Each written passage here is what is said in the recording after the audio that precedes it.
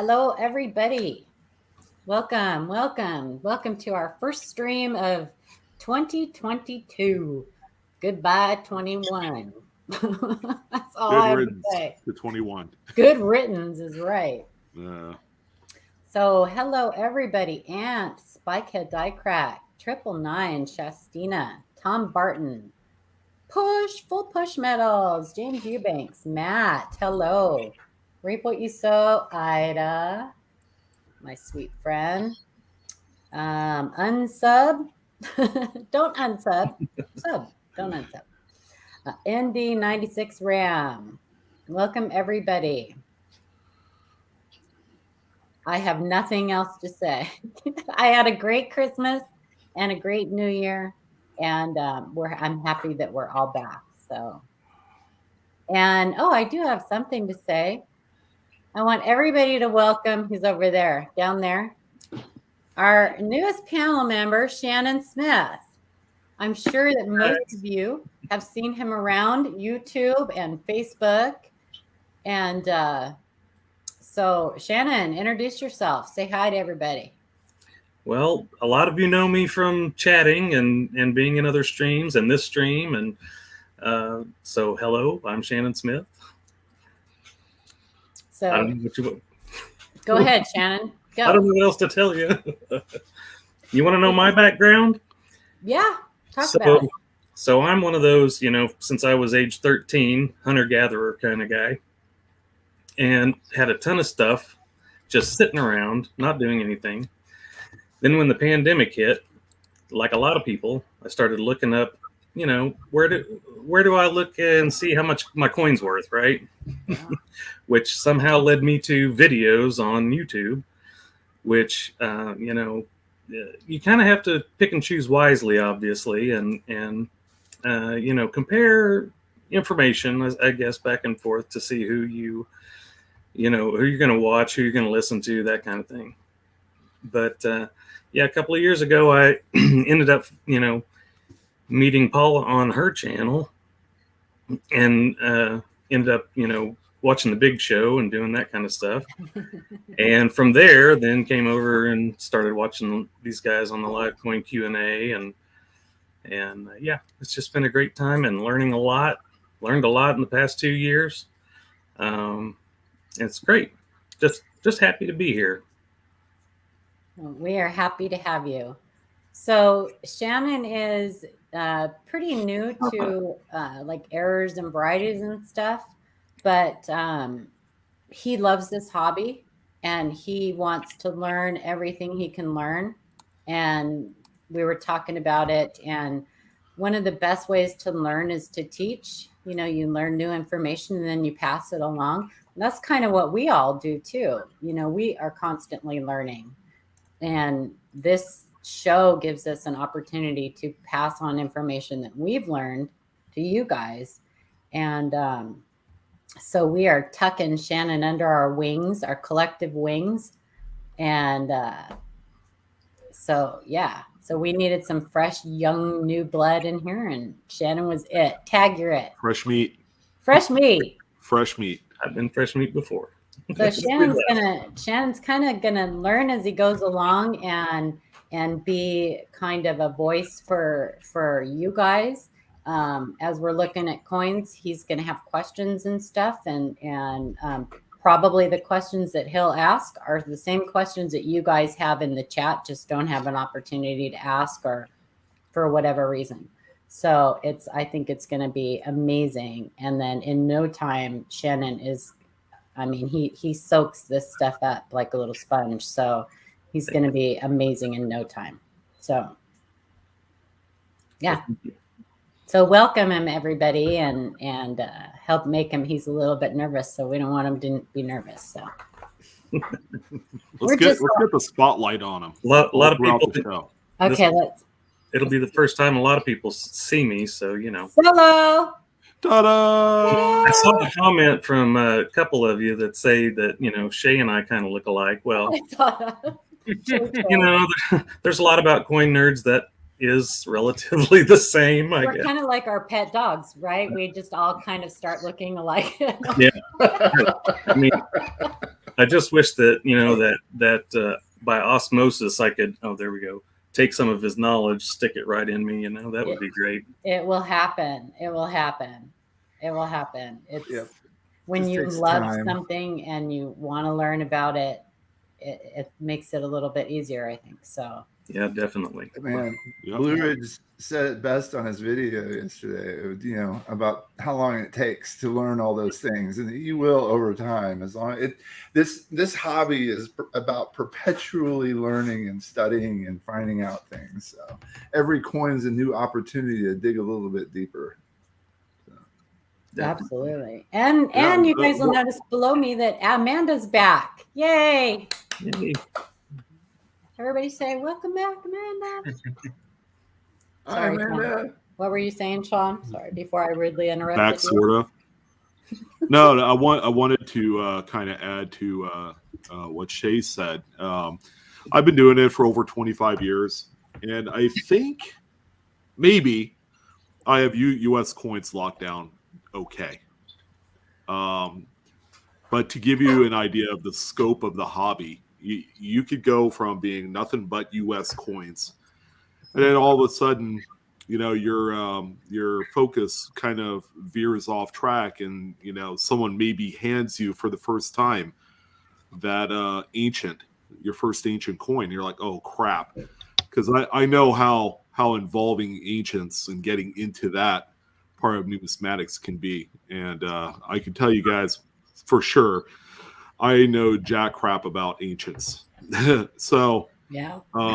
you know, it's just one of those things. You're constantly learning, whether you've been doing it for 10 days or 10 years. You know, it's ever evolving, and you know, it's as big of a hobby as you want it to be.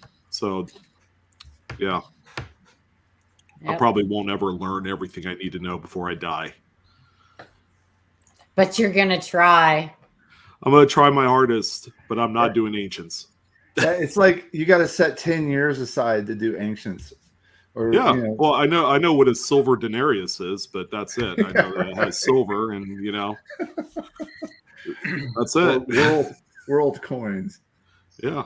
No, I mean, I think if you spend two or 3 years in each, you know, line, you could do it. I mean, you could do Morgans in a couple of years. You could probably do most foreigns in a couple of years. At least the basics. I think if you get down to basics of everything, you know, that's something that's a little bit more achievable than, you know, trying to figure out every different type of variety and design type and all that stuff, you know. So again, it's as involving as you want it to be, depending on how much time you may or may not have.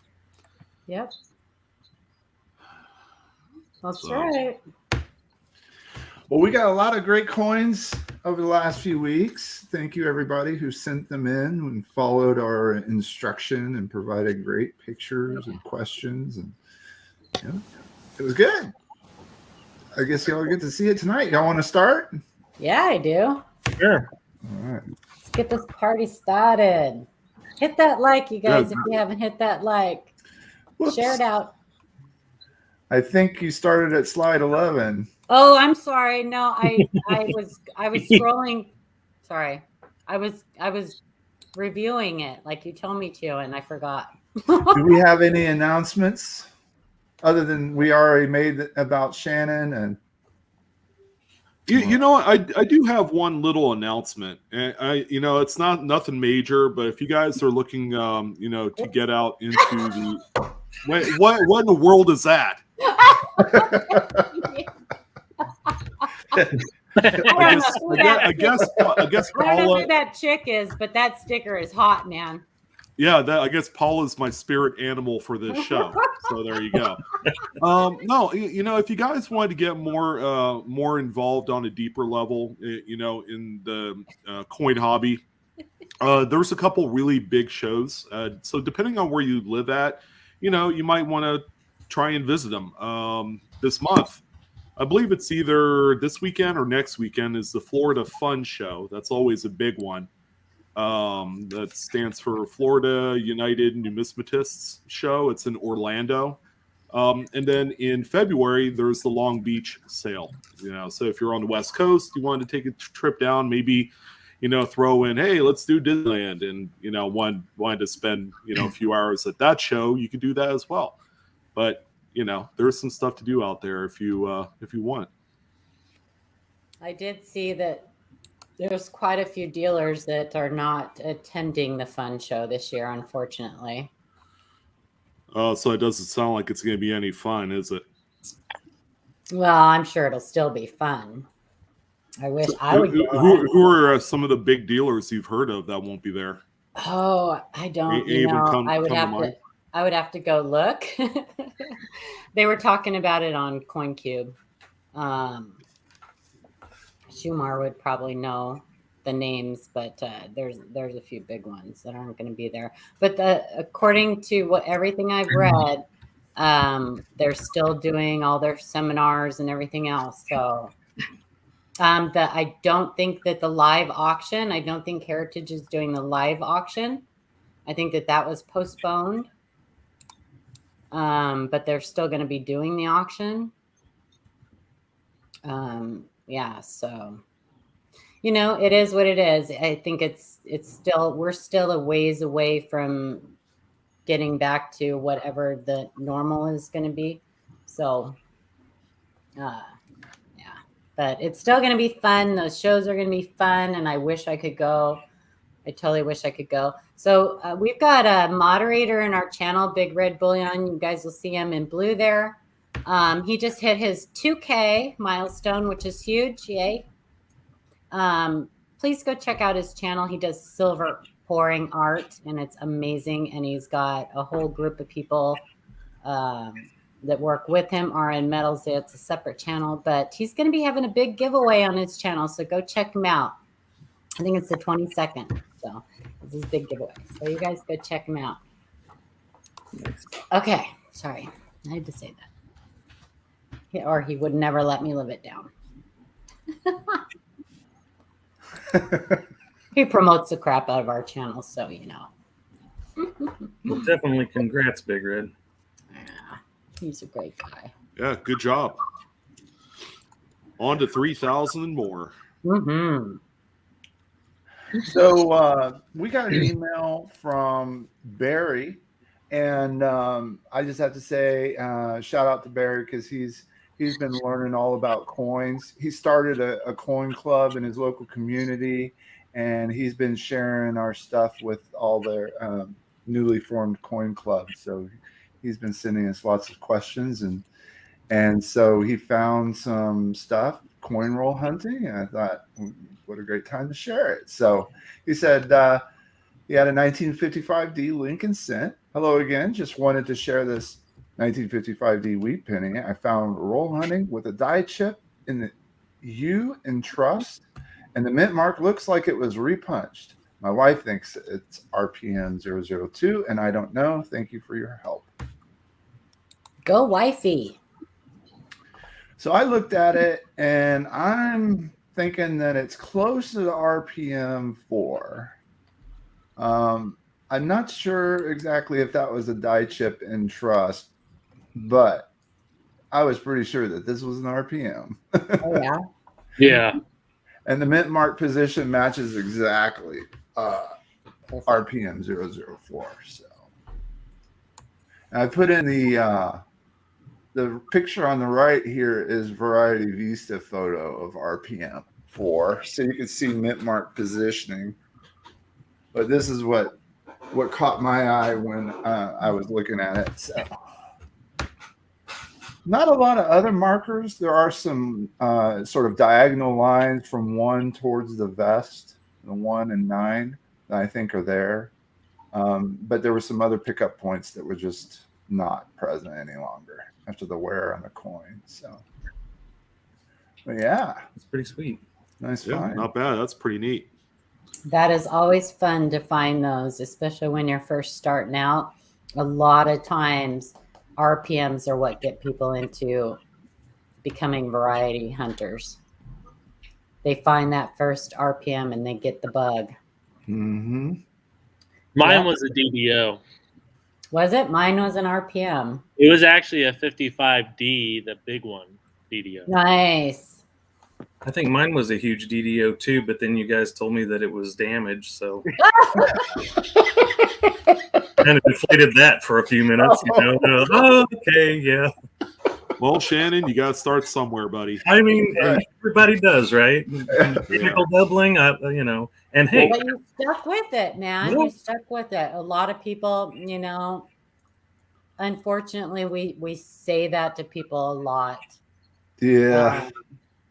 So. But you learn you learn so much from every coin that's not something that you think it is, Yeah. It's that's awesome. Because then you know what not to look for, or what. So then Barry comes back and he says, "Hey, I found this 1961B with a rim clip." And so he started showing off. Was he doubling up here? Nice. Right? So if you notice, one of the things you should know about a curved clip like this is that opposite of the clip, you'll see something called Blakesley effect, and you'll see it a little bit flatten out along the rim there, exactly opposite. So that's always a good sign. It's not always present, but it's pretty much, you should see it. And then along the rims there where the curved clip is, you should see it kind of taper. People do try to alter coins. They do try to use different tools and devices. And so you want to be wary when you buy these things, not in a slab. You want to be able to look at what's going on the coin and know whether or not it's a clip and see if there's anything fishy. But this looks good. There's that taper. And he found that in a roll, or what did he say? Yeah, he said he found it, but I'm assuming maybe a roll. Yeah, you can find these in rolls. See that taper at each end of the clip there? How the rim kind of tapers into the clip there? That's a big key indicator of a authentic clip.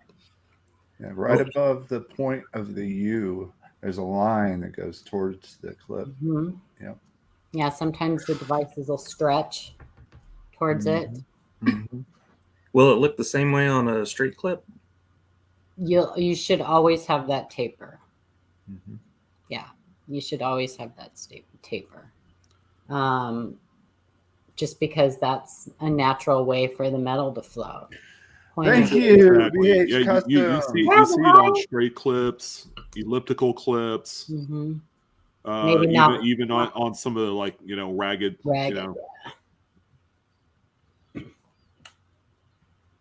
Thank you, Bradley. You rock. Yay! Yeah.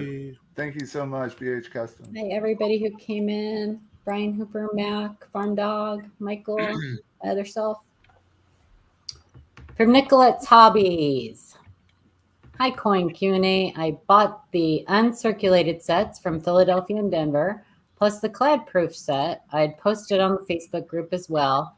After opening the box, I was looking at each coin with a magnifier. When I got to the Philadelphia, I was shocked to find an extra cent in the plastic. The proof set cent looks like a reverse proof, and the date font is the same as a dime, very thin. I was curious what the panel has to say. I think I replied to this email. Yay, Marcy Rose McCleary Lehman. Thank you so Marcy. much. Yay! Oh, I like that thanks emoji. Thank you so much. So this is not a minting error. This is a packaging error. Right. So anyone who has bought anything from the mint, especially this year or 2021, knows that the quality control sucked, and I think a lot of it was where they sent things to have them packaged in their distribution centers stinks. A lot of people collect these packaging errors, mistakes. This one concerns me just because those are I believe are kind of vacuum sealed, and I'm concerned that the coin under that cent is going to be damaged. I don't think I would shy away from a set like this, even though I think it's cool. People might think it's cool. I want my Unk sets to be perfect. If it had an extra cent, like so if it had, like, as opposed to the nickel, if it had the cent in the nickel spot and no nickel, I'd be perfectly happy with that. But that's just my opinion. I am concerned that coin underneath that cent is going to be damaged. It's kind of a vice job. Yeah, exactly. Well, I know some people like me kind of geek out on quality assurance stuff. Yeah. So, I don't know if you can you see me? Yeah. Well, you could put you up there. There you are. So I collect stuff like this. This was in a box. He's a hoarder. There's about 15 of them just like this, right? So that is not a useful fork. What? You can't get much food on that. What are you going to do with that? That's a baby fork. Yeah, right. That's a baby fork. You can't get much spaghetti on that. Yeah, and I also have a bunch of the Moo creamers where it's just the top layer of plastic with a sticker on it, with the peel sticker on it for your creamer. There's no cream, or it hasn't been punched. It's kind of cool. So we got a bag of Doritos that were stuck end to end. They weren't ever severed, so it's 2 bags in one. It's cool. But I definitely geek out on that stuff. Wow. My other self, that's the dollar coin that's behind that. So, no, I mean, but if you only buy one set and that's all you get, and you get that, I mean, I don't know. I'd kind of be a little upset, I think. For sure, Mac. Okay, so there was another part to the question in the email, and it was I think she thought she had a reverse proof, and so Nicolette had a normal proof, but I did want to go ahead and post what a reverse proof looks like, just for those who may not know. So in 2018 and 2019, there were some proof sets that came out. With, I think the 2019 was a W penny that was a reverse proof, and then the 2018 was from San Francisco Mint. But you can see how now the proof is reversed, and that the devices are shiny, and the field is all nice and it's got that texture to it. Pizza guy, woohoo! Frosty. Oh, awesome! You got that that was a beautiful mercury dime that Kittle. Hey, the pizza guy! Thank you so much. Beautiful, or sold? I can't remember, but yeah, That's beautiful. awesome. Oh, gave away. Yeah, that beautiful, awesome. Thank you, pizza guy. It's pizza guy. Yeah, and the font. Random The pizza font guy. is normal on it too. They did change the font on the 2021, so it's normal. She had a question about that too, I think. Or did you already say that? No, thank you for reminding me. That was the third part of the question. Yeah. Now, where's the pizza? Who wants to read this one? I'll read this one. A 1939 Jefferson nickel from Linda K. Hi, I know you don't like more than one coin, but I'm trying to figure out why lettering is larger on the one and not the other. Is this a possible counterfeit? I've read that R in pluribus has a line or dent on the left, which this doesn't have. there's a dent line on the right side of it. Thanks for your help. So is she asking if this is a possible henning? Is that what I'm That's what it No, sounds well, if you look at gleaning this from that? picture, oh, my pictures turned out really garbage. Well, shoot. Um, Because she was so talking about the R. no, well, see how E pluribus unum is just slightly bigger on the top nickel than, and it's kind of stretches a little bit, just a little bit different than the one under it, ever so slightly. You can barely tell, and it's not really the pickup point for the differences, right? Right. So unfortunately, my image got changed. Somehow the image didn't come out there, so it's not giving you the information I want. Let me see if I can fix this real quick. So there's two reverses, right? There's the reverse of 38 and there's the reverse of 40. And there's some pickup points to tell them the difference, to tell the difference. And so let me see if I can pull this up.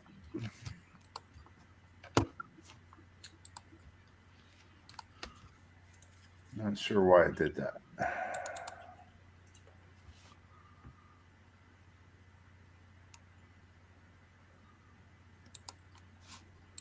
Yeah, if you guys have coin questions, our email is in the description below, in the description of this video. So just go, you can go check that out, and yeah, we love helping you out. Hey, marked money. That's a good way to spend your Monday night. Just upload coin exams I do on my own channel and write about the blog I've been building. I'm here listening intently while heading box. Whoop, whoop. All right. Mark Lenny, you do coin exams on your channel? Nice. I have to go check that out. Sounds interesting, doesn't it? Absolutely. So Variety Vista has on a lot of their pages for each denomination, they'll have design varieties link, and you can come here and you can take a look at the reverse varieties. And so these are the two reverse types. And you'll notice that on this wavy steps, let me make this bigger. Can y'all see my screen? No. Oh, hang on. I thought you logged in. There it is. Okay. Now we can. Thank you. Okay. So on Variety Vista, they have designs, and you can see that this is the reverse of 38. And what you'll notice is that there's a little bit of waviness to the steps here. And along the right-hand side, the right edge and the left edge, there's no definition. It just kind of bleeds right into the end. And so that's one way to tell that you have the reverse of the 38. Now, if you have a 39 that looks more like this, you can see in the design that they straightened out the steps quite a bit, and that each side of the steps has this definitive line, this vertical line that separates the steps. So that's how you tell the difference between a 38, a reverse of 38, a 39 with a reverse of 38, and a 39 with a reverse of 40. Pretty cool, huh? Very cool. Now, why would that be cool?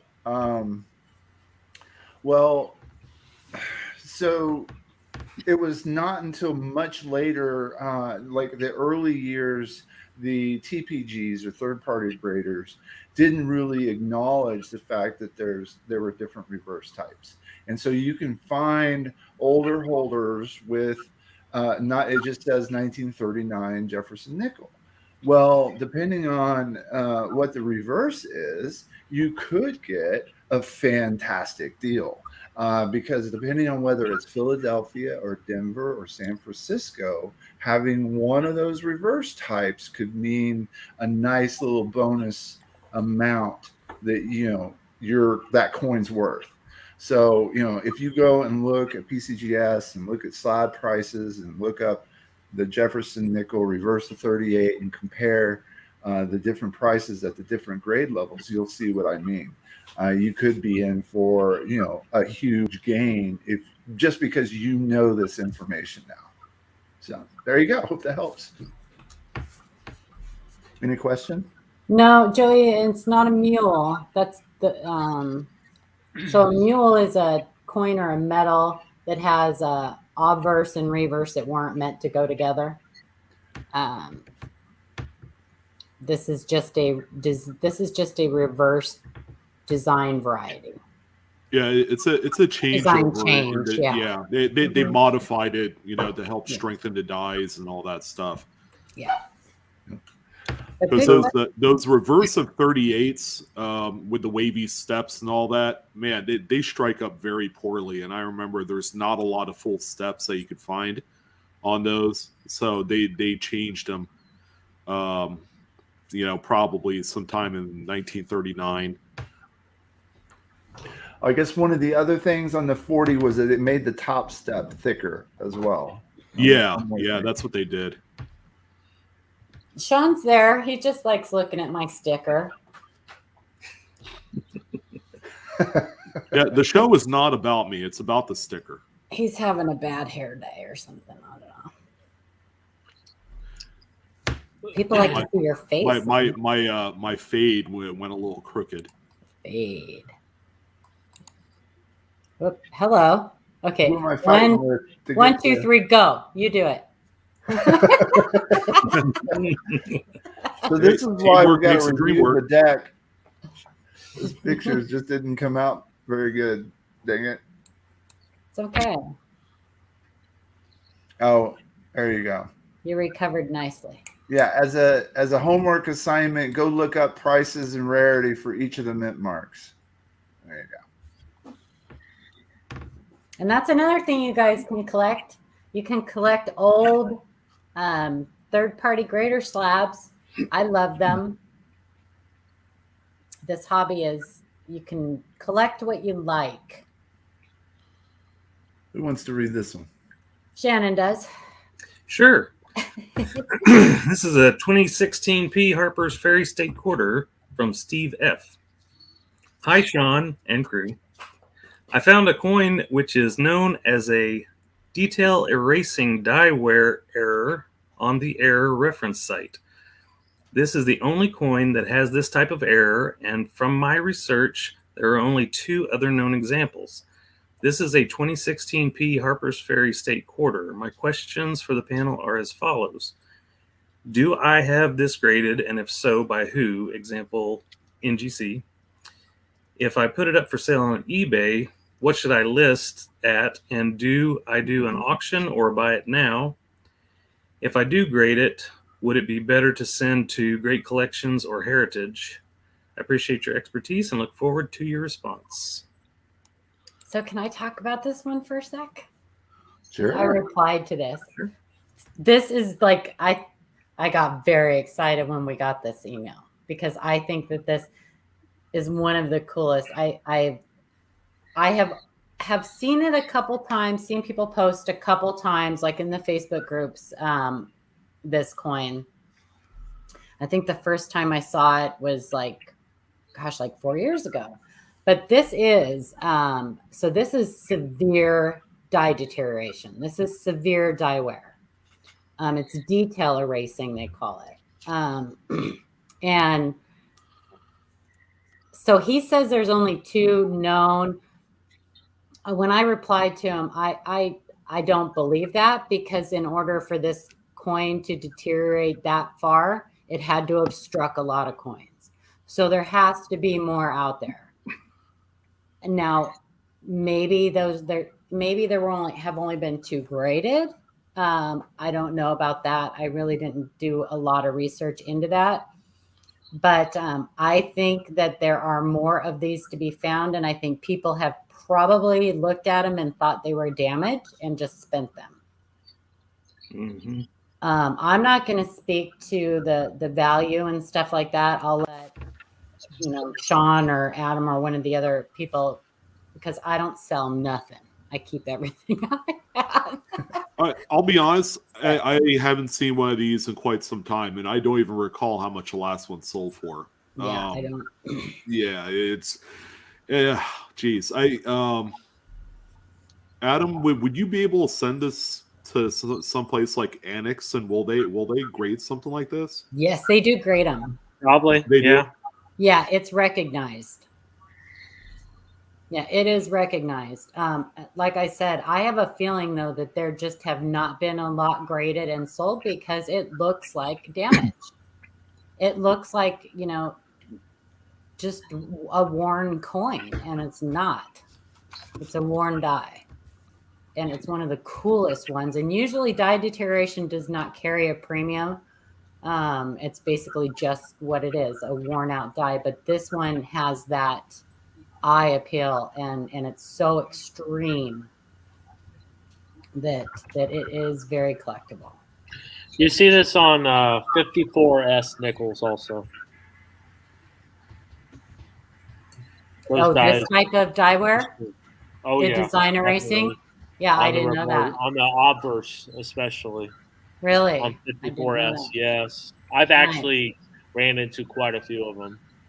So It's funny you bring that up, Adam, because I remember seeing something like this before this coin, and I'm like, it had to have been a nickel, and bingo, you nailed it. I'm gonna have to look at what you said. 54. 54S. 54S. Okay. It does look very similar, Ant, to a dryer coin, except that you would see the same thing on both sides, and the rim would be rolled up, and there would be other signs. But it does have that mushy appearance like that. And that's, like I said, I think that people have found these and just gone, oh, this is crap, and spent them. So keep an eye out for this, you guys. Keep an eye out for this one, because I think there has to be more out there. There has to be.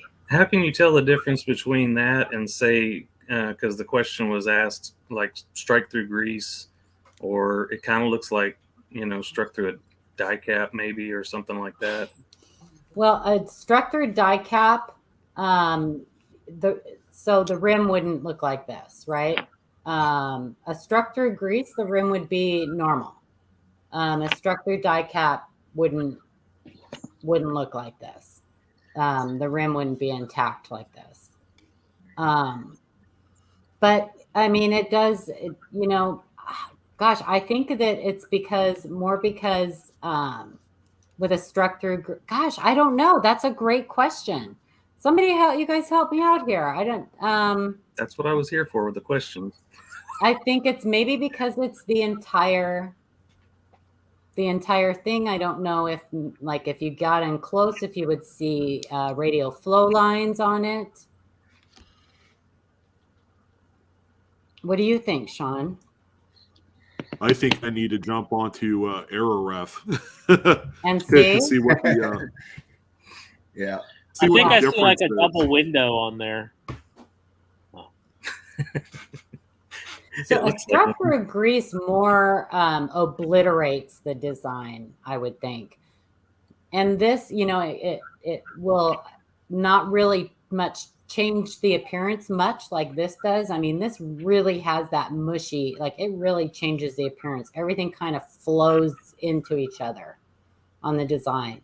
A struck through grease will, wherever that grease is, that device or that design will just kind of either be completely or almost completely gone.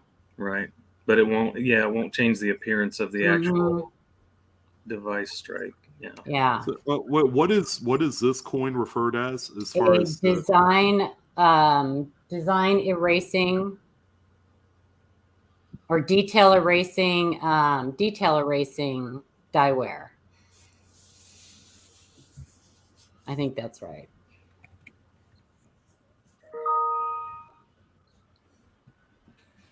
If you look up 2016 Harper's Ferry,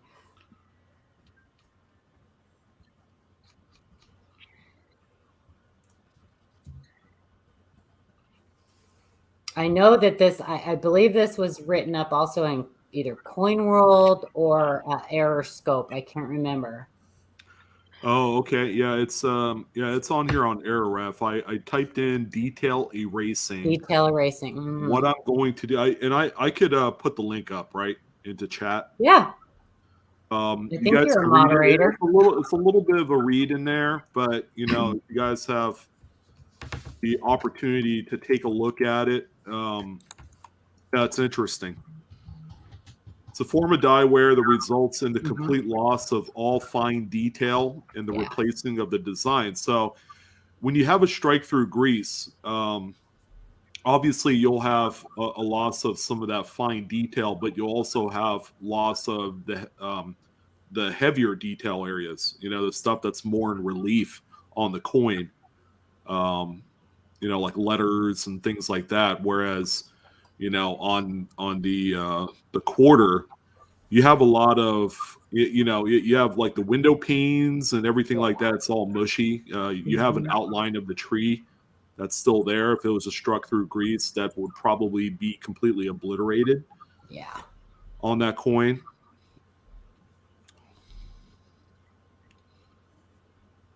Yeah, like I said, I remember seeing this the first time. It may have even been shortly after it was, it may have even been in 2016. I'm not sure, but I remember seeing it once, and I've seen it a couple times since then, maybe 2 times. Yeah, but oh, thanks, Amanda. Amanda put up the Coin World article on it too. Yeah, there's only been 2 specimens, both of similar severity, suggests that the deformation developed quickly. Rapid deterioration is also suggested by the pairing of the reverse die with a perfectly normal obverse die. Yeah.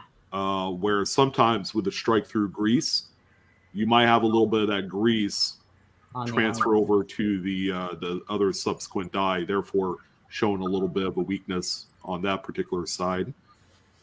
Of course, the obverse die could have been switched out, but it makes no sense to leave in place a horribly deformed reverse die.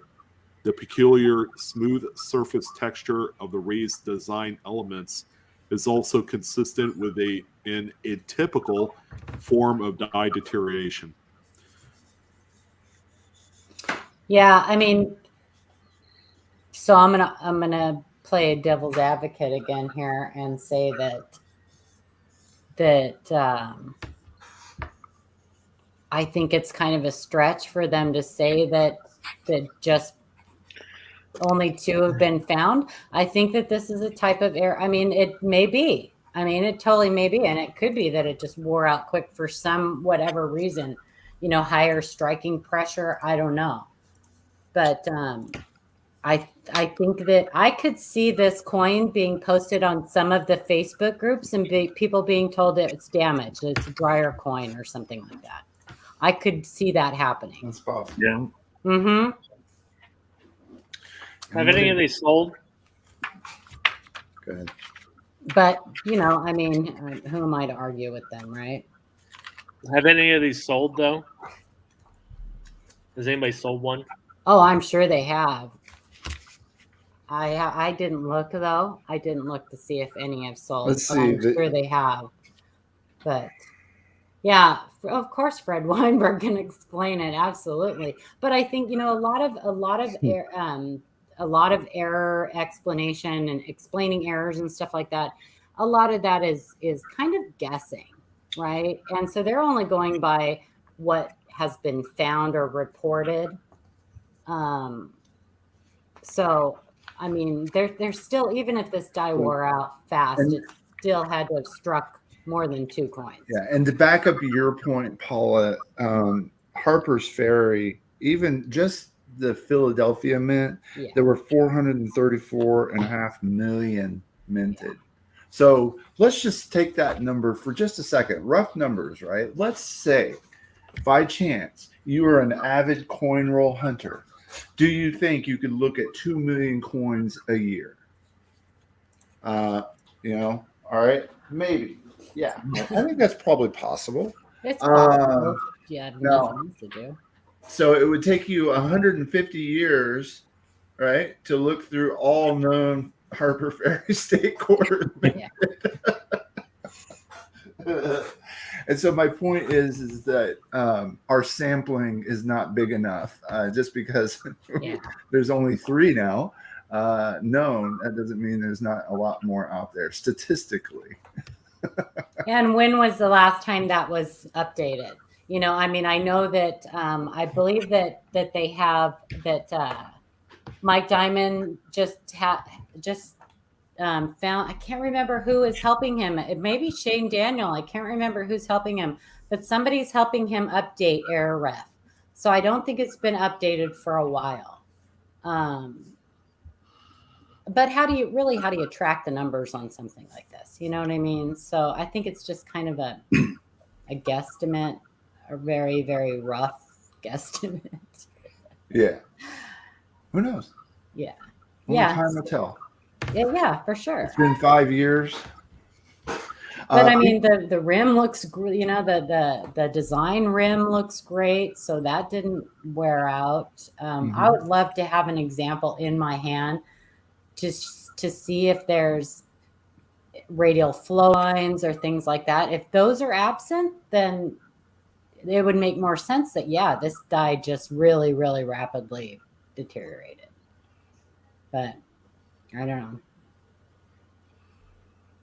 know. No, I'm just argumentative, Joey. Ask all the guys on the panel. I just like to argue. That's all. I just, you know, I like to go that's against true. my grain sometimes. Sometimes I question everything. Ken taught me that. Question everything. Question everything. Talk about an abrasive die. Right. I'm an abrasive panel member. Panel member. Thank you. I am. No. Moving on. No, I'm moving on. I love that coin, though. Thank you for sharing that with us. That was cool. It's amazing. I'll read this one. 1963 Washington quarter from Crispy. Hello, panel. I was going through my 90% quarters and came across a few of these. Is this the FS901 Type B reverse variety? It kind of looks like it, but just started looking at the different reverses. Anyway, thanks for taking a look. Happy holidays. Happy holidays.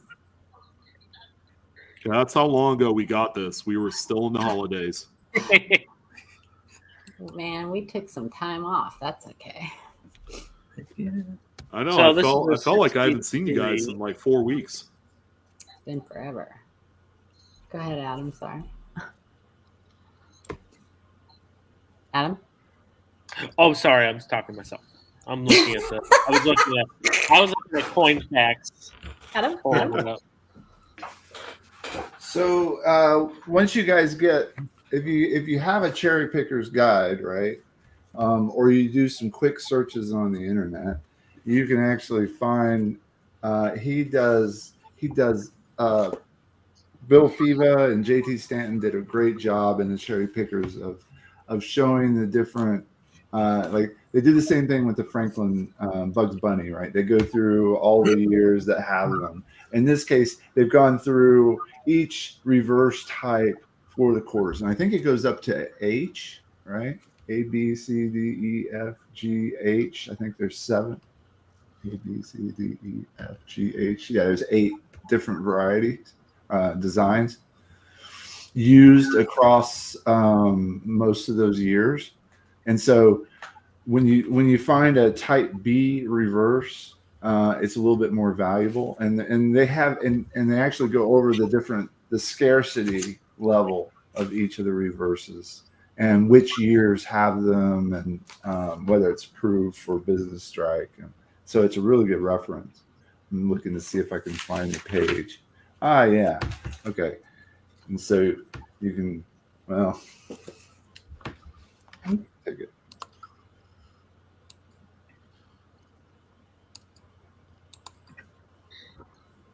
There you go.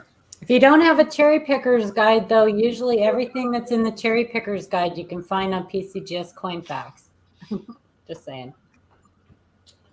And It so, has an FS number. Right. In this case is the RDV number that you can go look at Variety Vista and the different reverse types. And it goes on and on. More. There's type all the way to type H. Yeah, So Joey, anyway. type B is probably the easier to find. I tried doing like type C and D. I'm like, I can't do this. Too many minor, like they're incredibly minor, and even on some of the most because they go into the clad dates, like 1970 and all that stuff.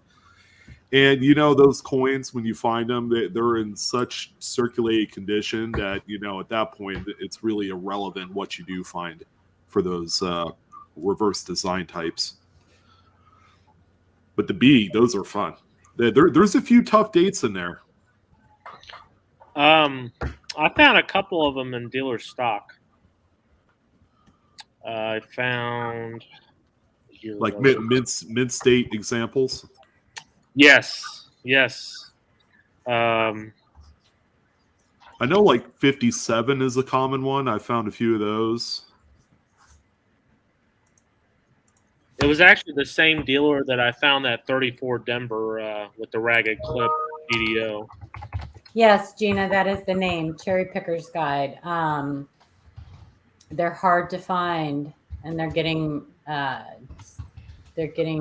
harder to find. But there's a new one coming up someday.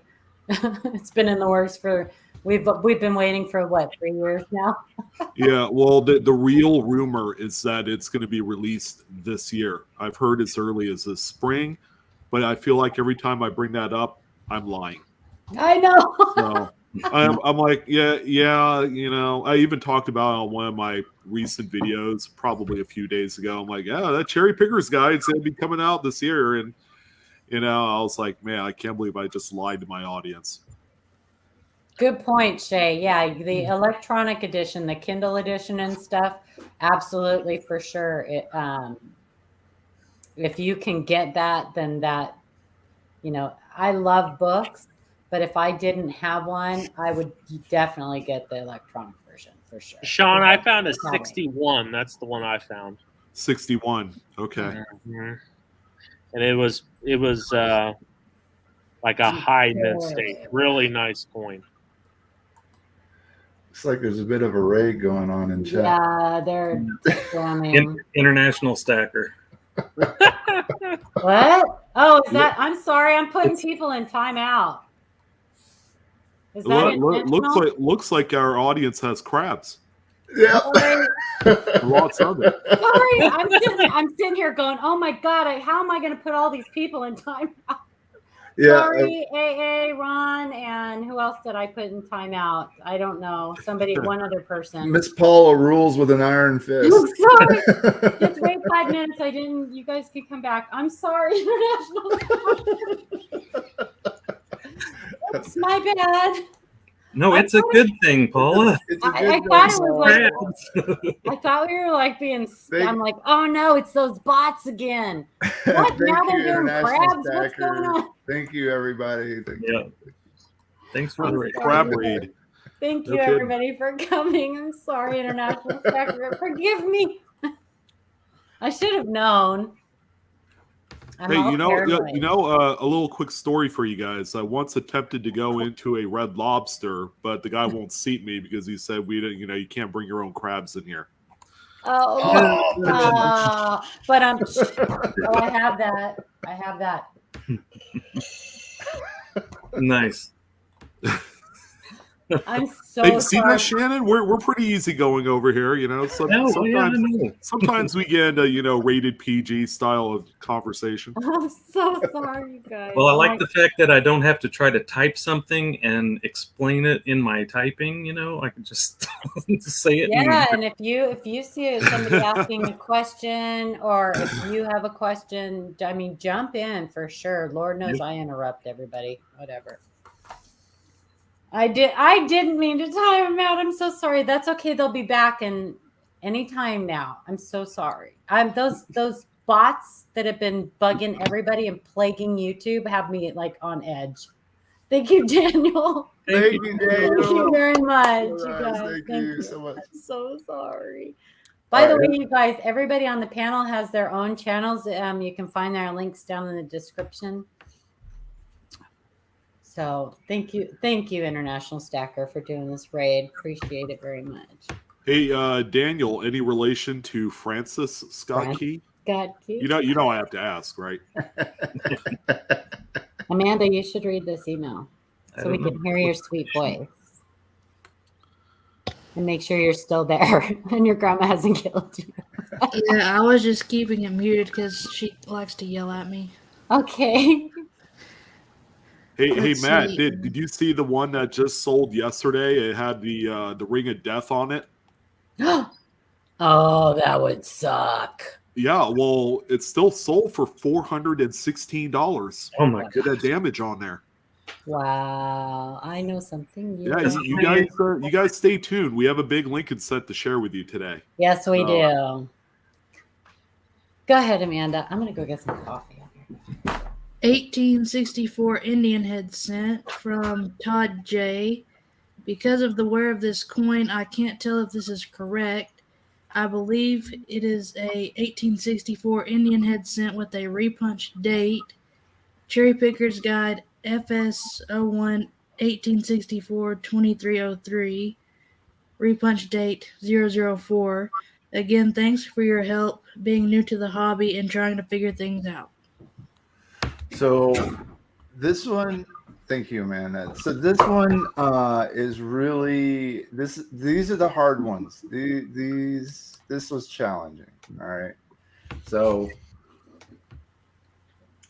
here we have. So first off, they didn't send a picture of the whole coin. I think we had to get one later, but I added some pictures here. Looking at this date to see if it was a repunched date. It's really hard to do something like this in its current condition. Mm-hmm. But you know, one of the things that kind of made me feel like, well, there's some things for it and some things against it. One, mint mark location.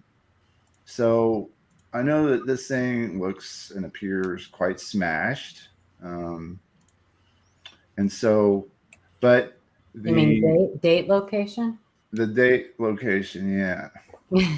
What did I say? Mint mark. I've got RPM on the brain. I had to double check. I'm like, wait a minute. Yeah. What are we looking at? So date location, right? And the only thing that really stuck out to me as evidence was the top of the 6. If you notice the hump on the 6 on their coin, that's not normal, right? That is not anywhere close to the original design, of course. But what do? You know, this is a very valuable coin in the grade that you see at the top right. You know, this is what it would look like in mint condition. But their coin is obviously not in mint condition. So it's a much lower grade. And I think Rick Snow had said that, you know, you can find these in circulation or in your coin rolls and bags of Indian head cents that you buy, but they're not as valuable. But just knowing that you have one is kind of a cool thing when you're a variety collector. So pretty much all the surface, anything of note was really kind of scrubbed away. But there were a couple of things that we had talked about. I believe this one. Let's see, what else do we have? So you think that's what you think that is it?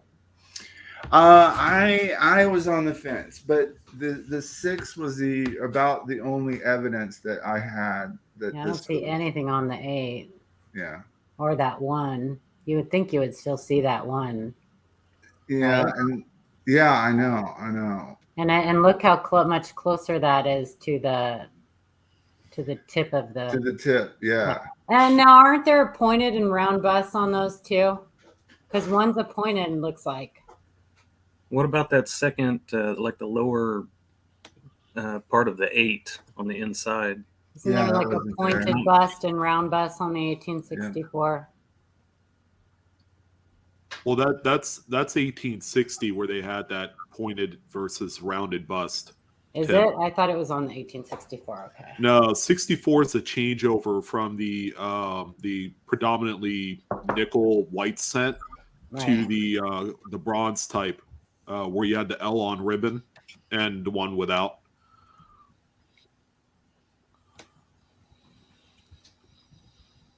So in here, from this image, if That you is look a at the middle one, note. it looks like the right mint mark position. Or date I mean, position. Date position. Good God. Somebody just put me on my Good golly. Jeff Stanley. Oh, is he here? No. Yeah, he's in So chat right now. that is a no L. Just a second. I'll Yeah, get this is the Murphy. copper Why aren't nickel, you a right? moderator, Joe? Well, No. you can't see the L, but this variety is an L variety. So he's saying that specific repunch date is a no L. No, on snow it is an L. Is there a full obverse and confused. reverse Yeah, Yeah, image it's of this snow point? 4, I think. Or, no, wait, hold on. I might be getting confused because we had 2 Indian heads. I don't know. That position of that one though doesn't look right. 1864. I don't know. This is a great book. Shaw. 2 books by Richard Snow. Yeah. Yeah, he's still got them for sale on his website, indianscent.com. $125 for the pair. It's the best $125 you will ever spend on Really? For sure. Wow. That is a great price. Yeah. Yep. Yeah. 1864. If you guys want to know anything about Indian heads or flying eagles, absolutely. Isn't the bus? Is there a full obverse picture of the coin? No. No. I don't know, man. I call me crazy based off of the close-ups. This does look Yeah, like it says- the copper nickel, a little bit lighter colored planchet. The thicker. So Indians. So it's 1864 with L snow 4 is the Okay. Yeah, this is definitely the white metal. I could tell by it. So it says Indian head scent does have a pointed bust on the 1864. I don't know. Maybe I don't know. Bronze scents with a more pointed bust. Oh, so do they all have the pointed bust then? I'm confused. This is why I don't do Indian head scents. This is not See, a bronze though. This about is 3 copper years, and you too could do Indian head scent. nickel. So Yeah, The bronze. you're right, Adam. This does Yeah. look like it's the white metal version. this is the copper nickel, definitely. I could just tell by the look. You think? Because I go through the circulated ones all the So- time, and you see this all the time. Is the one that Shay was comparing it to No. on a copper nickel also? No. And there's no full picture of the obverse. We just have close-ups that we're working on here. Okay, this But is I a did composition look, change from copper nickel to bronze plus a pointed bust variety of the latter, which would be the copper nickel bronze, resulted in 3 different Indian head scents for that year. Ay, ay, ay. Okay, So- well, guess Paula's going to be doing some learning after this. I know what I'm reading. Everybody wants to see the same stuff that we always ask for, right? The whole obverse. The whole obverse, the You guys, whole there reverse. is a method to our madness. When you send us an email and don't include a full obverse and reverse picture, this is a perfect example of one of those times where we need to see that. Yeah. So we're not just being nitpicky. See, But we are. so that was the whole purpose I had that in here, is so that you guys would see why It's tough. why it's so hard, or why we always ask you to do this stuff, and there are definitely reasons. So we'll move on. Ant said, I'm calling it normal copper nickel. Undeterminable at this point. Yeah. Yes. Can't confirm. All right, who wants to read the big one? Sean? Sure, why not? Yeah, 2021 Lincoln Cent from Becky L. I found this penny this morning in my change any info. Go, Becky. Yeah, we might have a little info for you. Go, Becky. Nice. Go, Becky. And by the way, Matthew Valley is in chat. He actually broke the news of this one before I did. So he helped me out with the video. And if he's in chat, he could probably give you guys a little bit of information too while we talk about it. I'm going to go ahead and make him a moderator too, if I can still find him. And then he can put his link up to his Shield Scent Facebook group. Here you go. Yeah, because a lot of people are having questions about the Shield Scents, and I don't know that they know about that group. And that's after Sean said he found something big. I went out and searched, and I ended up getting on the group, and they've got a lot of good information. Yeah, where was this found? Do we know where Becky lives? I don't know, but as of right now, there's been 2 areas where these have been found. These have been found in Eastern Virginia, like the Tidewater, Norfolk, that area, and also in New York. Also, these have been found up there as well. So I'm not 100% saying that that's the main concentrations of them. I think they might be also in other places as well. I actually found some on eBay that are from the Norfolk area, so I bought some rolls. I know you did. I saw that. Man, you paid a king's ransom for those bad boys. I know, and then he was supposed to give me a discount on the shipping, and he didn't give me a discount, so I almost want to reach out. Oh, no way, dude! You mean you paid whatever, the $4 or $5 per roll or something? Yeah, it was insane. Oh, wow! Awesome, Joey. Nice. I guess, hey, if it had one of those in there, I mean, it's totally worth it. So, thanks, Matt. Yeah, Matt's got a great group up for Shield Scents, you guys. So check it out for sure. And he runs a tight ship, and we appreciate that because we run a tight ship too. So this is pretty much the Facebook page name is Shield Scents. It's real easy. So. If you're on Facebook land, come join it. That's where all the the newest coolest finds seem to drop, and that's where this one came from. And this one's pretty big, based off of how much they've sold for, which is not a small amount of money. Yeah, these have been the talk of the town for the last few weeks. This is a bona fide cud, Joe. Almost. Yeah, I mean, there's different progressions, right? Remember that guy? Well, even the latest progression still has some of the design. Lincoln's coat on there, so it's not a full blown cud by definition. I thought that they were calling it a cud. Yeah, I was going to ask you guys if we could talk about the nuance here. Yeah, I thought that Mark Diamond and them are calling it a cud, but are they calling it a cud? I think so, because if you look down at the bottom of the coat, you can see where it's there's the displacement. Yeah, so you have, that's the definition of retained cud, but still have design on that area. Yeah. Right? Is that retained cud, you need to have some lateral or horizontal shifting. But you still have your design room and you still have your design. And so you can't call it a cud, because a cud is going to, it's completely obliterated. But there is a cud version of this. So Flick, do we have a reverse picture? Because we'll see if there's missing. Oh, yeah. There's a reverse picture with the appropriate kind of weakness right there. You got Yeah. K12 to K3. I mean, it's So pretty that sizable area of that die was missing, right? If it filled in that space, that area of that die had to be missing. Well, no, it's there because it transferred the design to the obverse. Right? Yeah, you still have half the date there. You could still plainly see the 2 and the 0, and you still have at the design from Lincoln's jacket still on that piece See, there. it's broken. It's definitely broken, yeah. but it's Oh yeah, retained. Right? it's in the broken, color. and Yeah. I don't know. It might have been too big of a piece for it to fall out, Completely, without yeah. someone noticing it.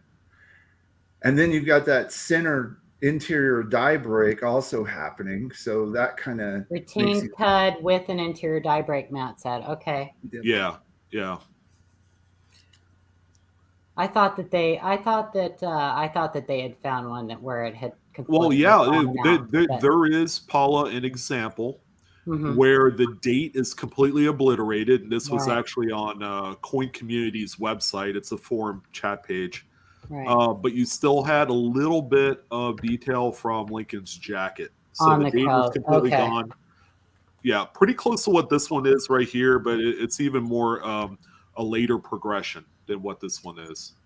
Yeah, Eric, that's what we're talking about by the displacement, is the shifted. It has that shifted appearance. Exactly.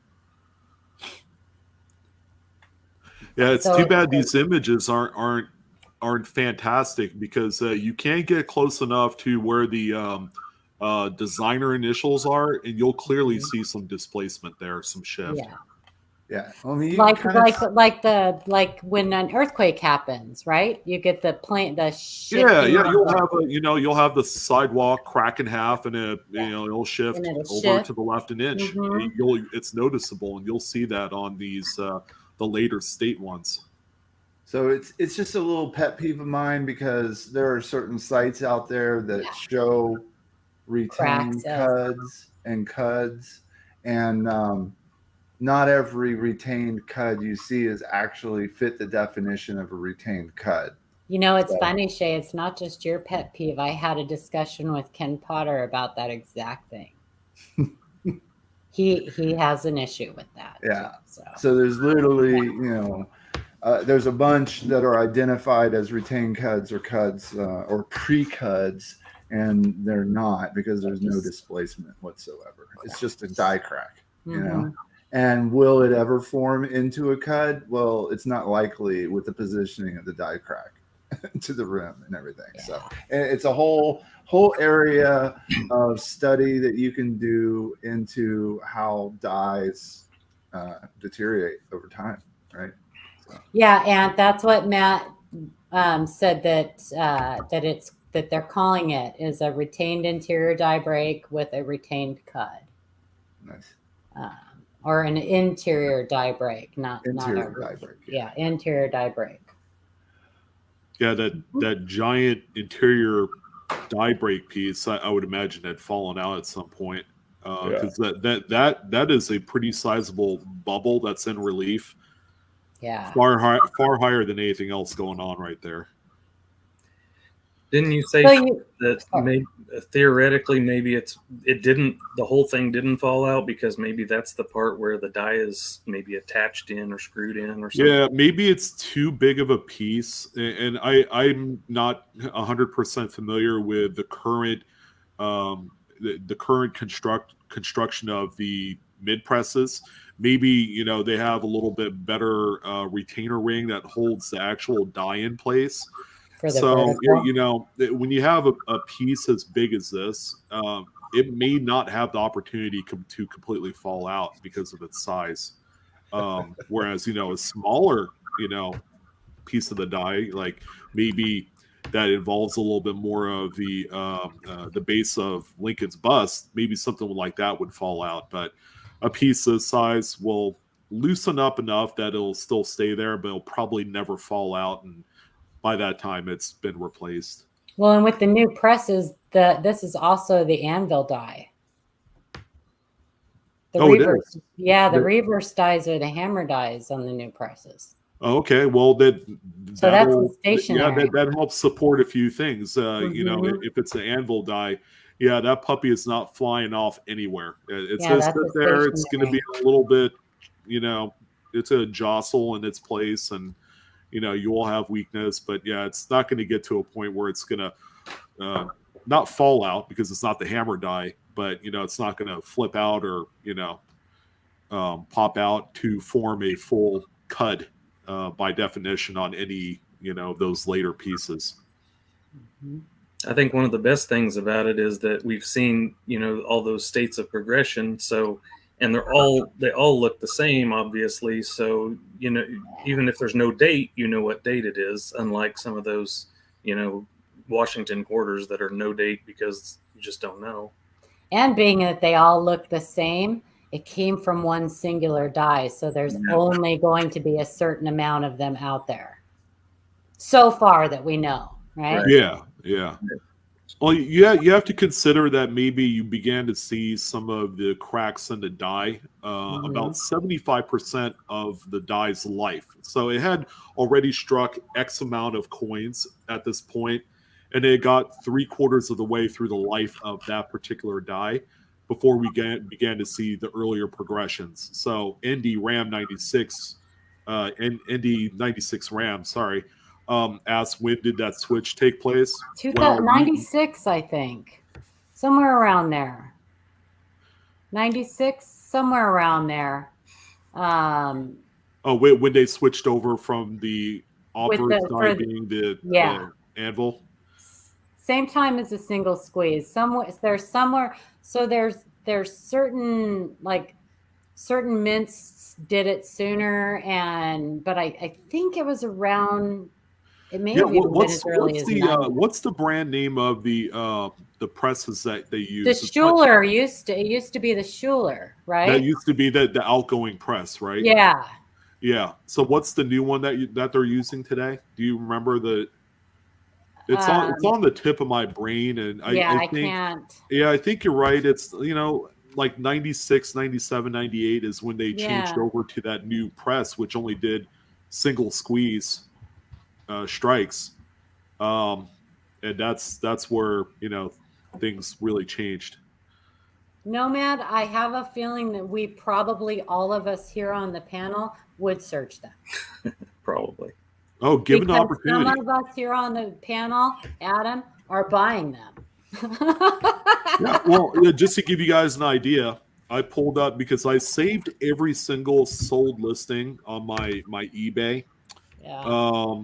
The one that sold most recently, January 2nd, that was yesterday. This was an end coin. It had the Ring of Death on the reverse, and thank God it was on the reverse and not the obverse. This one sold for $415. Cleaner examples, the last couple before that have no damage, save for maybe a few of those little white spots on there, sold for $550. So it's a car payment. That's what you're finding out there is these things that it's a good sizable chunk of money. So I'll tell you guys another thing that of course this is just my observation. So with these new presses and the obverse being the anvil die, you're not seeing like the ridge rings and things like that, like the obvious die wear on the later die states that you do on the earlier coins minted on the Schuler press. Now you're seeing that more on the reverse of the shield sense, the more obvious die wear, which is interesting. Yeah, because the hammer die gets a lot more wear and tear. Shay had thrown up a really good link. You guys ought to check it out. Learn about the minting process. So just go ahead and copy that into your search bar or address bar, and there's another one. Yeah, one's about. Sorry, go ahead, Shay. One's about the creation, making of dies, and the other is all about double the dies and the different classes and how they came about. It's really important that you guys know this because you want to be able to tell the difference between damage and a variety. Like You know, one of the biggest questions. I mean, at least 40% of all emails we get, somebody saying, "I have a double die." Actually, they say stuff like, "I have a double die" or Double "dub die. die," or anyway, that's just Double. something to laugh at. But it's doubled with a D on with the a D. end, die, and it's because it's in reference to the die already has the doubling on it before it ever hits the coin. Just you see as a result the coin, and so with mechanical doubling or machine doubling, it's more of issues with the press, loose screws, vibration, shaking, whatever could be. But those dies, you know, think about how fast these coins are being minted. Right? I can't remember the exact numbers per second.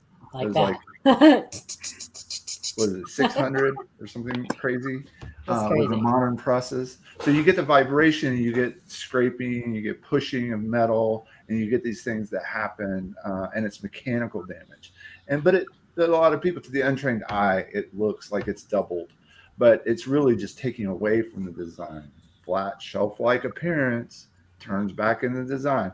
Anyway, if you read these links I sent you, Wexler does a great job of going over a summary of the history of the minting process. And so it's a great deep dive for you.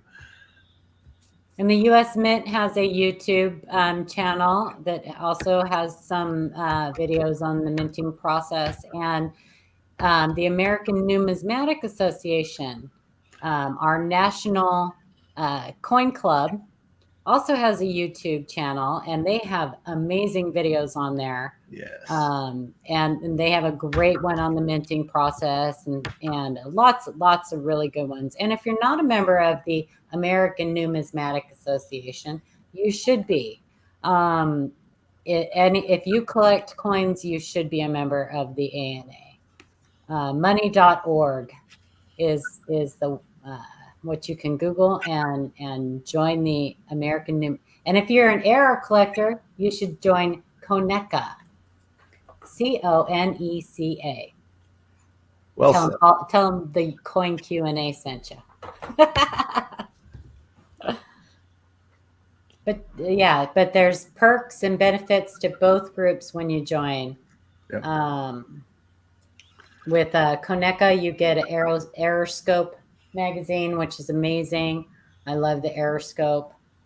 Yeah. So. And hey, if you're in the hobby for just a little bit, you could submit your own articles after you learn about all this stuff. You find cool stuff, right? They're always looking for people to submit articles and things like that. So thanks, Amanda. There you go. Well, great find, Becky.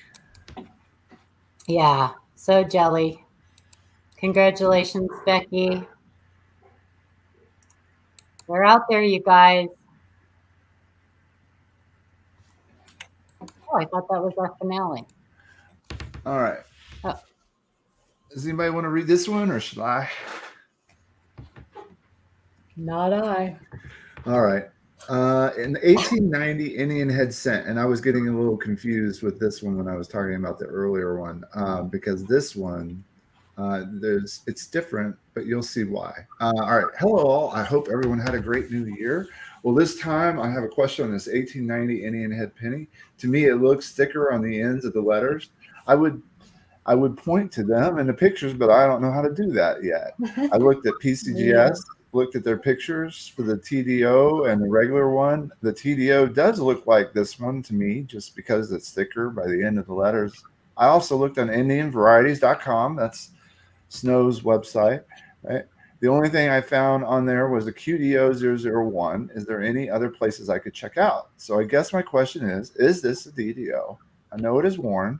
Thank you for any info I can get. You guys are awesome. Thank you. Great email. So in this case, we did get full obverse, full reverse. Yes, right? Great email. And it just so happens that QDO variety, Richard Snow mentions, one of the things you want to look for is whether or not the wreath or the shield are touching the denticles, right? And it says they're all away. So it means that there is no touching of any of the wreath down there in the bottom left or any of the points of the top of the shield. Nothing. So that's point one. And so point two, let's take a look.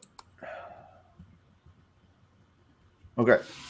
So you do have some exaggerated serifs here. If you look at the design of an Indian head cent and the typical 1890 Indian head cent in MS state, you would see that this is quite a bit larger and thicker on those.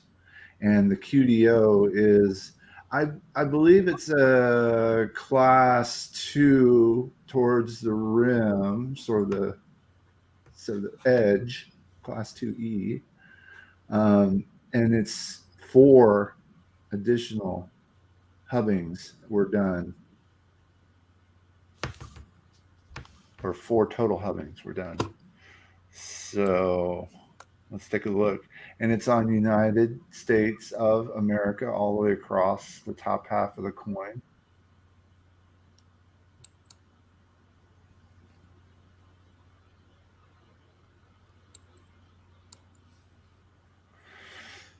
The date position is correct for QDO1. Now, he does have, Snow identifies that there's 2 little nubs inside the 0 at the top there. Now, those don't actually match the nubs. What you see there is not a match. But I don't know if there's just a little bit of crud inside the 0 there that could be obscuring it. So you don't think that being smashed makes it look thicker?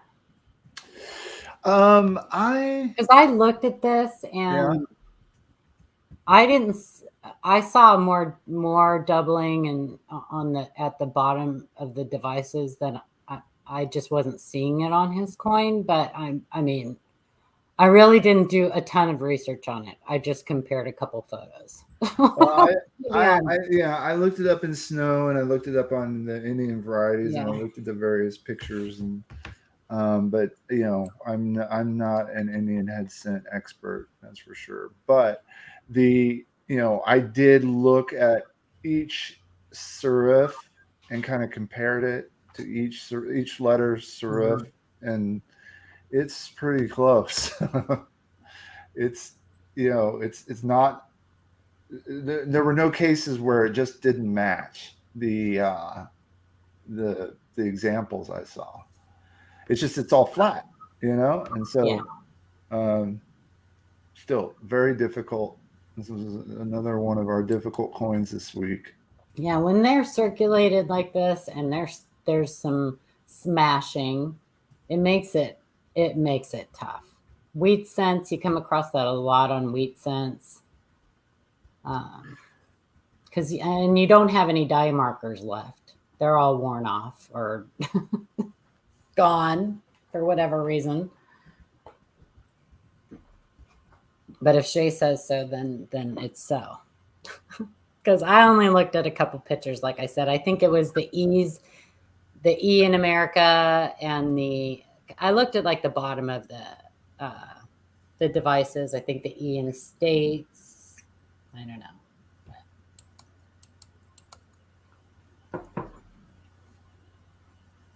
There you go, Jeff.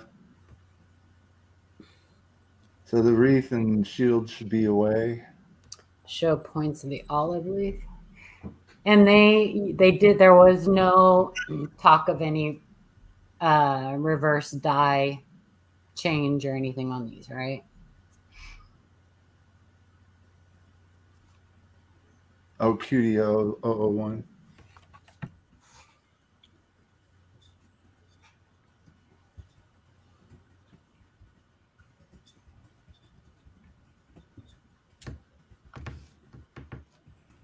Yeah, 001.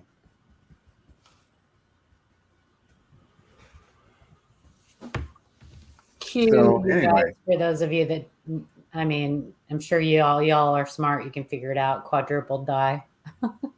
Yeah. Quadrupled. Quadrupled. Duh.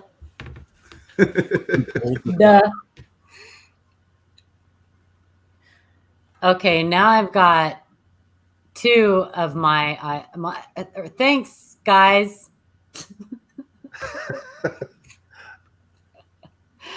Whatever, you guys. Get your own stickers. Jeez. What? Yeah, Cup- true. What? This was definitely a tough one. This will school you. I could probably lean towards it being a variety, but without it being clear, how can I? How can I? Sometimes you'll just never know. Yeah. You guys know, for those of you that see us week after week after week and have sent us emails, you know that we put in our time and do our research. Sometimes you just can't you just don't know. So here's what I would suggest, Dad, is that this is one of those coins where I would not go on eBay and advertise it as that variety. Because I just can't. It's not I can't verify it, but that's me. Maybe there are some Indian head scent aficionados like Jeff Stanley there that could, for sure say yes or no. Or maybe if you had, I typically will put something like this away, and then of course my eyes are peeled for another example.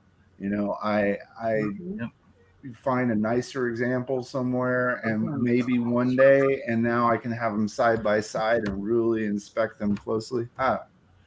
Is Rick Snow still taking in coins for examination, or do we know who does Koneka's Indian head scent?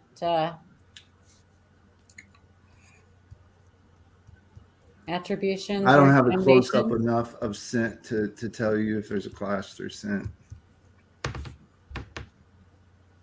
I think this coin would probably be easier if you had it in hand. Yeah. The die markers on the reverse, of course. Hey, Nicolette, you missed your coin, Nicolette. You have to go back and watch it again.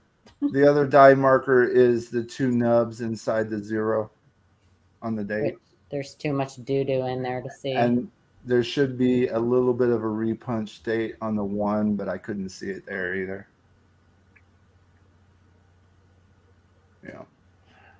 Send it in. I guess that's another option. He's still okay. So yeah. So if Rick knows if he's still doing examinations, then get a hold of him, and because he probably could tell you just from a quick look. I mean, I'm sure he's seen. I think these are. I don't know. They're probably highly valuable in a higher and better condition, much better condition. I would want to know. Even if I wasn't ever going to sell it, or if it was only worth $5, I'd still, if I couldn't figure it out myself, I'd probably send him pictures and go, help. Yeah. But you can also do some research and find out what something in this grade would go for. And maybe it's not worth your time and trouble. I don't know. Shay, if this was your coin, you couldn't let this go. You're dying right now to want to know for sure. I know you. I know you. Of course, but we're limited in our technology here. We are. But if this was your coin, you'd spend weeks on this thing. Well, you totally would. I know you. Yeah, probably. Even if it was only a $5 variety, you'd spend $100 buying books to see if that was the variety. Yep. Shay's very thorough, for sure. I was thinking the date position matches or reverse match actual doubling is very tough. So you check with the scope and yeah. So, but I don't have an ego about it. No, not at all. That's Like- I hope I didn't come across that way. Well, no, you remember my blog, right? About Oh yes. ego who goes my and tells favorite. everybody it is, and then there's evidence that it isn't. And so Yes. I usually try not to say that it's a particular variety unless I can actually confirm it's a particular variety.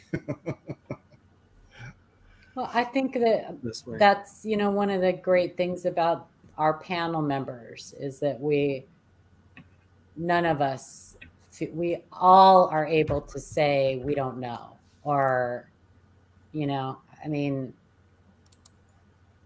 if we don't know, we don't know. That's why we don't make any money doing this. Nice. Except for our super chats. Well, we don't make money on that either. That goes right into the I got channel. news for you. We're still in the hole. We're way in the hole. Okay, do I need to say it? It goes to pay for the lap dances for the I know, Sean.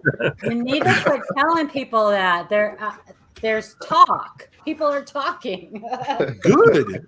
Hey, I if don't word need spreads to- around about the live coin Q&A, we And will our get lap more dances. audience. I can't really, promise whether that audience is going to be quality or not, but hey, it's Well, worth a we shot. couldn't keep Shannon a secret forever. Eventually the truth was going to come out. And there you go. Shannon gives us lap dances. Sweet. Well, that is all. Come on, she meow. wrote. Come That on. That's it for the night. Oh my gosh, I love that picture. From far away, it kind of looks like that that creature on the new Star Wars movies, with that woman with the Uh-huh. They're going to have I to be more stole specific. Sean's I avatar. don't know what her name is. That's a I good-looking think Linda avatar. Wallace uses that avatar. Doesn't Linda Wallace use that avatar? Is it Maz or Maz? Maz? I- That's her name. Maz. Man. Yeah, I'm just that happy that avatar we have has a been man around the back block with a few times.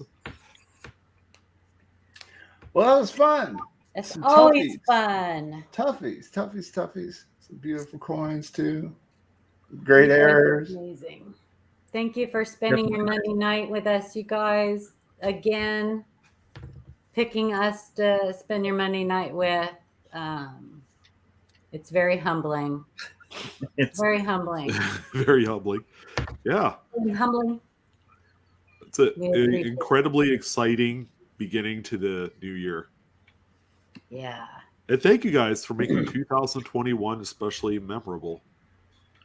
Absolutely. You think Oh, that what was that, Tim? 2022s will come out in February, Sean? What's that? You think we'll start seeing the 2022s in February? Yeah, I've seen them, and I'm going to speak for years past. I don't know what it's going to be like this year. People are still talking about coin shortage, so that's another thing we have to deal There's with. no coin shortage, you guys. The coins, There aliens is no did coin not come down. shortage. You're absolutely Aliens right. did not There's a come down people and take all the shortage. coins away. There's a people shortage to get the There's a coins circulation. They don't have distributed. enough It's not the people to coins transport themselves. them. I mean, just look at the mintage numbers on especially the quarters. They are through the roof. So Yes. obviously they're Yeah. out there. But yeah, usually second week of February is when we first see the new coins drop. Like I said, it's going to be something to look forward to. It's always fun to see that new date on the coins. I don't know why I always get a big. I mean, it wears off fast, but I mean, yeah. now I'm really excited about the 2021s than I wasn't before. Oh, I'm kind of excited to see what the new American women quarters look like. I've seen nothing but sketches, and I think a few of them look pretty nice. So we'll see. Do we know? Are they using the new obverse? Yeah, they're going to use that old Garden Fraser obverse. Awesome! The I'm old, excited about that. The old plasters. They took those out of the vault, baby, and they're running with it. I'm excited for that. Yeah. It's So am about time we got a new obverse. Yeah. But it was nice to see the old one come back for a little bit too. Well, yeah, but it still looks the same. I mean, there's some minor changes. You mean putting the date and, back under Washington's bust for Yeah. half a year? Yeah, it made me nostalgic for about 10 Now minutes. just get with the program and do something with the dime. right? Right. Horrible. Come on, Oh people. my gosh. They should just discontinue the dime and give me 2 more nickels. So, Excuse me. I kind of want to make a hall No of more shame. nickels.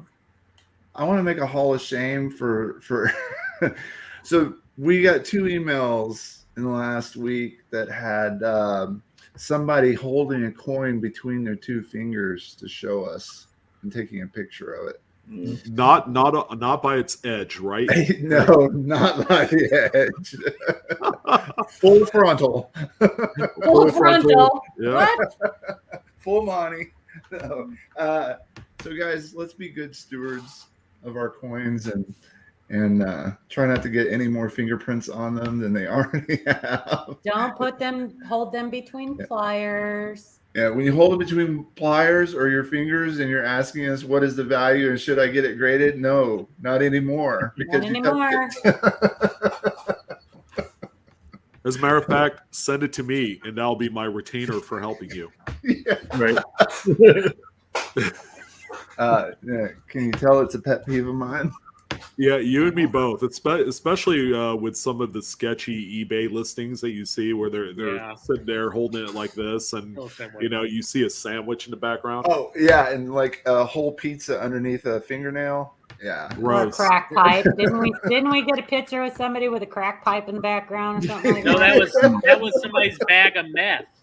Oh yeah, the bag of meth. Well, there was a pipe there somewhere. Yeah. It's too much. That's the kind of stuff that belongs in the Hall of Shame. Yeah. Hey, we do have a website. If you guys want to go, you can always look at some of our damaged coin. We have a damage gallery there for you to look at and go, oh, okay, that's damage. And you can learn more about the panel members and go check out their YouTube sites and eBay sites. So and I'm sure one day we'll all be together in one show. But hey, right now this is great.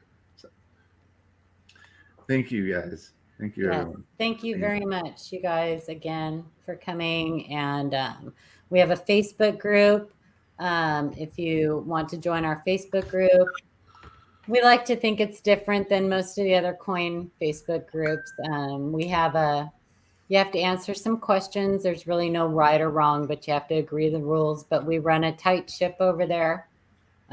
We don't let anybody be rude to anybody else. And so we set the bar a little bit higher and expect you guys to learn too. So it's not. Yeah, we try. Yeah. Oh, and by the way, let's go ahead and recognize Mr. Shannon Smith. He didn't show any signs of cracking under the pressure.